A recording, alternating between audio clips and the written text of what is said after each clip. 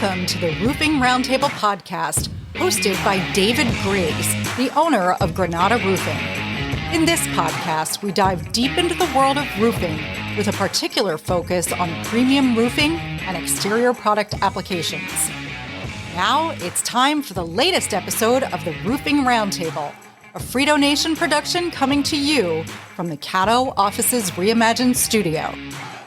What's going on, guys? I'm David Griggs. I'm your host of the Roofing Roundtable. This is episode 3, and today I wanted to talk to everybody about what do you do after a hailstorm. Let me set the stage. You've just picked up the kids from school, you're on your way home, it's beautiful, it's sunny, it's hot outside, and then out of nowhere, within an hour, you just notice everything changes. It's now cloudy, it looks ominous outside, and within an hour, boom, you get hit with this massive Texas-size hail. And you take shelter, you do everything you have to do. You walk outside and you see limbs on the ground. You see leaves everywhere. You look at your car, the car is destroyed from all the hail. And the last thing you're probably thinking about is the roof. A lot of times, you don't even know that there's anything going on with the roof until all of the roofing companies start swarming your neighborhood and people are knocking on your door left and right. That's typically whenever most homeowners go, oh my gosh, I've had 10 people knock on my door today. Maybe I need to go to the next step. So what do you do next? A lot of people think just call the insurance company. Call the insurance company and have them come out. Here's the thing about that. What happens if the insurance company comes out and you really didn't have that much damage? At the time of this video, we've recently here in Texas in the DFW area, we've had 3, 4, 5 hailstorms come through. And a lot of the roofs that I've got on, they really weren't that bad. And there was no reason to file a hail claim. So if that particular client would not have called me first, it would have looked like on their policy, and I'm not an insurance guy, but it looks like they filed a claim and nothing happened. And now they have this little, notch on their record. My recommendation would be call a roofing contractor that you trust, call Granada Roofing Exteriors, and let me walk through some steps of what we do whenever we come out to your house. Number 1, whether it's myself or one of my sales reps, we're going to come out and we're going to do a free roof assessment for you and property assessment. When we come out, we're looking at everything. We're looking at gutters. We're looking at the fence. We're looking at the window beading. Did you have a busted window that we need to cover for you? We're going to get on the roof. We're looking for significant hail damage. Let's be clear. We're not looking for onesie-twosie hail hits on your house. We need to describe to the insurance company how this storm that just came through damaged your entire property. We take a ton of photos. Go into step 2. That's where we want to sit down with you and we want to describe all the photos, all the damage that we found. We are then going to recommend to you if you should file a hail claim or not. That's where we will get with you. We'll find out who your insurance company is. We can help you call the insurance company if you don't know what to say. We can also help guide you. So whenever you are talking to the insurance company, so now let's just fast forward. Let's say that we have now identified there's damage across the property. There's enough to file a hail claim. Now what do? You got to call the insurance company. I always tell homeowners, don't give them too much information on the front end. Reason being, I feel like it's kind of like poker. You really want the insurance company to come out and see what they find first. And that's part of me being there with your adjuster, walking around with them just in case they miss something. I want to be able to have a conversation right then and there and say, hey, you walked right past this skylight that's broken. Just make sure it's in the paperwork. You don't want to show too much up front. Yes, give them the date of loss. They're going to ask for that. I don't even really think that you need to submit pictures to them. And I always just tell everybody, minimal information. So now the adjuster's coming to your house. This is maybe 24, 48 hours. They've now scheduled it. I want to be there with the adjuster. I want to be there just like what I said a second ago. We want to walk around the entire property with him. We want to get on the roof with them. And not that they don't know what they're doing by any means. We just want to make sure that like I said, they don't accidentally walk by a busted light near the garage and, just because they're looking at a million things and they just overlooked it. I want to stop them. Hey, did you see that?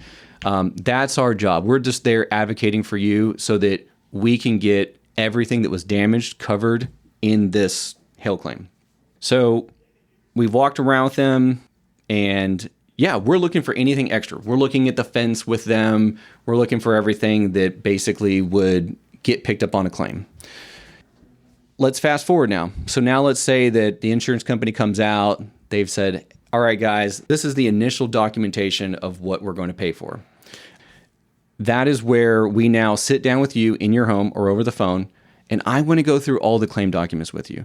I want you, the consumer, to know exactly what's on there. If there's any work that we're not doing, let's just say maybe you're a little handy and you want to be the one to repaint, the fascia or stain the fence, that's great. We need to make sure and back all of that out of the claim documents so that we're getting to the total that it needs to be for what you would owe. So yes, so then now we get to do the fun stuff. We've got a contract together and we get to go and pick shingle colors, or if it's a tile roof, we can come do some demonstrations for you. We can do mock-up boards. That's typically more for premium residential where we would do mock-up boards. But this is where you get to pick your shingle color. We can go over shingle brand. If there's anything you want to upgrade to, you want to upgrade your ventilation system, you want to upgrade to a class 4 system, we can go over all those details with you to make sure that you're getting the proper shingle and coverage that you're looking for on your property. Usually we can get a roof installed within a week or two.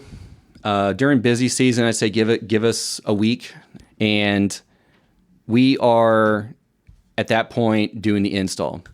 Installs on a normal size house is going to take a day. Maybe unless you have like an 80 square house, it might take 2 days.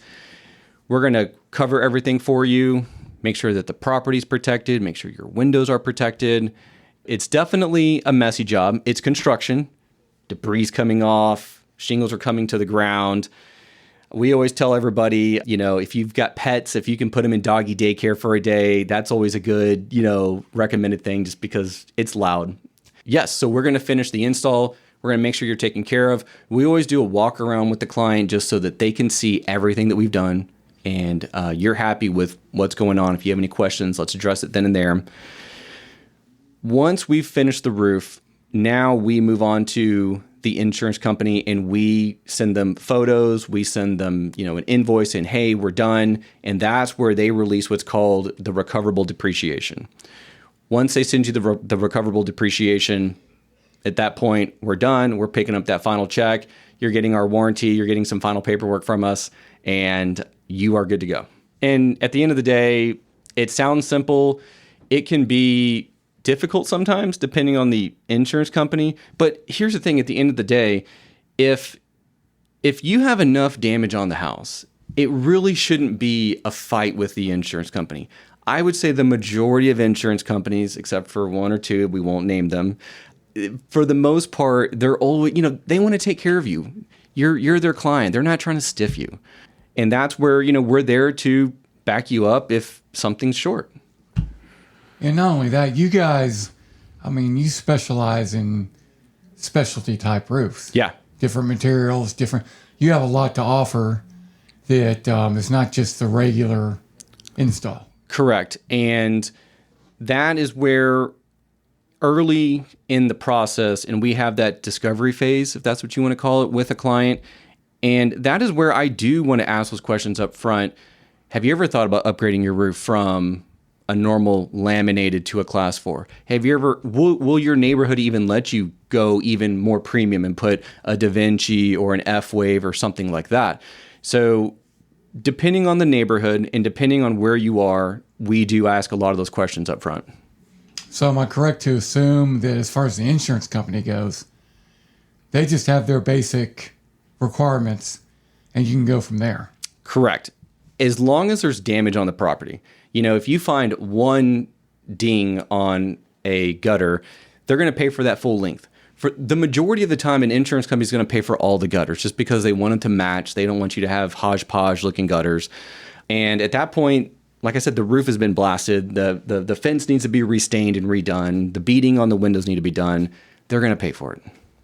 Okay, and one last question I have is I'd be a little leery of calling the roofer first because obviously the roofer wants business. Yeah.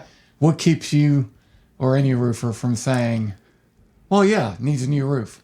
Well, I think that's a great question. I just went and visited a lady in Plano. Another roofing company came out after the storm that just happened here in Plano, and he told her, your roof is destroyed. You need to call the insurance company right now. So she goes and files a claim. This company comes out, and then they basically got up there and said, what are we doing here? There's not enough damage. So now she's trying to switch insurance companies, and that company the new company doesn't want to bring her on as a client because she has this quote unquote open claim. I got up there without even knowing that information, and I told the lady, hey, like, you might have a random hail hit here and there, but you don't need to file a claim. And she was like, David, let me tell you what happened. So then she starts spilling the beans, and she was just like, I'm so happy that you were honest with me. You told me I didn't need to file. It doesn't help me now. I should have called you first. But look, just like the next roofing company, do I want to file a claim? Because of course that's how we make, we do business, but we want to do it ethically. If you don't have damage on your house, we're not going to tell you to file a claim. And that goes back to trust factor. That goes back to doing the right thing by people. Integrity. You're doing the right thing whenever no one's looking. We stay busy enough that I don't need to be desperate and tell people file claims because we're hoping that you get a cool adjuster. He comes out there and buys a roof. I would never do that to somebody. And even if it's on the line, I will tell clients, hey, this is a 50-50 shot it's going to get paid for. And you're going into it with expectations, and you are making the decision, not me. I'm not trying to sell you into filing a claim. That's where, in our industry, we get a bad name or bad rap. We get to come across as, hey, they just tell everyone to file a claim. I'll be honest with you, there are people out there that will do it. They don't care. They'll just tell you to file a claim. I don't do that. I agree with you. It is a waste of my time. It's emotionally draining for the client, and now we're leaving a sour taste in their mouth, so that if they had to do this again, they're like, oh my gosh, is it going to be a nightmare again? I just don't ever deal with nightmares. Well, that's it, guys, for episode 3. I just wanted to run through some quick steps of how an insurance claim works. If we can help you with anything, please give us a call. I'm David Griggs with Granada Roofing. Let's build something beautiful together.